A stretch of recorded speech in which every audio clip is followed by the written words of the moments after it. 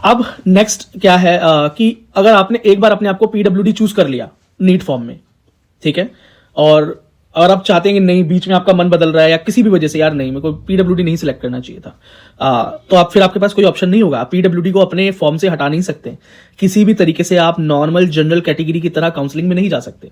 कुछ लोग आएंगे नीचे कमेंट में ज्ञान देने, ठीक है, तो उनकी बातों पर ना ध्यान देके मेरी बात को ध्यान से सुने कि अगर आपने एक बार पीडब्ल्यूडी यस कर दिया तो यस कर दिया, बस आप पीडब्ल्यूडी हो गए। अब आपकी एकदम सेपरेट रैंक निकलेगी, सेपरेट कैटेगरी हो जाएगी, अलग तरह का आपका रिजल्ट बनेगा। मतलब नॉर्मल कैटेगरी से बहुत अलग तरह का रिजल्ट देखने को मिलता है पीडब्ल्यूडी का। फॉर्मेट वही होता है, रैंक्स अलग अलग मिलती हैं। पीडब्ल्यूडी रैंक अलग मिलेगी, ऑल इंडिया रैंक अलग मिलेगी, अगर आप ओबीसी हैं तो वो रैंक अलग मिलेगी। तो बहुत चीजें हैं जो आपको डिफर मिलेंगी और वो जरूरी है, ठीक है, क्योंकि पीडब्ल्यूडी की जो काउंसलिंग होती है विद इन 5% होती है। वो बाद में आप धीरे धीरे समझ जाओगे अगर नए हो चैनल पे, तो जब काउंसलिंग का टाइम आएगा तो आप समझ जाओगे। तो अब ये बात ध्यान रखना कि अगर एक बार यस कर दिया तो फिर नो नहीं कर पाओगे। तो फिर एक सवाल आता है कि भैया अगर मैं रिजेक्शन मुझे फेस कर